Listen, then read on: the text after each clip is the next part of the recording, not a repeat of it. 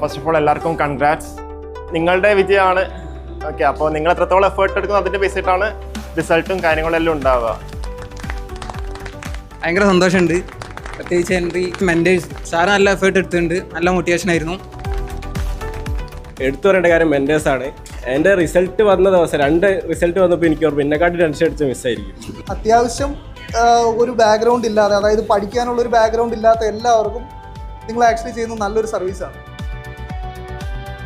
ശരിക്കും പറഞ്ഞാൽ എൻട്രിയുടെ മെൻറ്റേഴ്സിനോടാണ് എനിക്ക് ഏറ്റവും കൂടുതൽ താങ്ക്ഫുൾ ആയിട്ടുള്ളത്. മിസ്സിൻ്റെ എക്സൈറ്റ്മെൻറ്റ് എന്ന് പറയുന്നത് എൻ്റെ എക്സൈറ്റ്മെൻറ്റിനെ കാട്ടി ഒരുപാട് ഹയർ ആയിരുന്നു. മിസ് എക്സാം ക്ലിയർ ചെയ്ത സന്തോഷത്തിലാണ് തിരിച്ച് നമുക്ക് റിപ്ലൈ തരുന്നത്. ഇടയ്ക്കിടയ്ക്ക് മെസ്സേജ് അയച്ച് ചോദിക്കുമായിരുന്നു പഠിക്കുന്നുണ്ടോ എന്ന് പറഞ്ഞു. ഞാൻ റിസൾട്ട് വന്ന് ഫസ്റ്റ് പറയുന്നത് മിസ്സിനോടാണ്.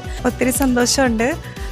പിന്നെ എൻ്റെ ബാച്ചിലുള്ള പിള്ളേരെ നേരിട്ട് കാണാൻ പറ്റിയതിലും വളരെയധികം സന്തോഷമുണ്ട്.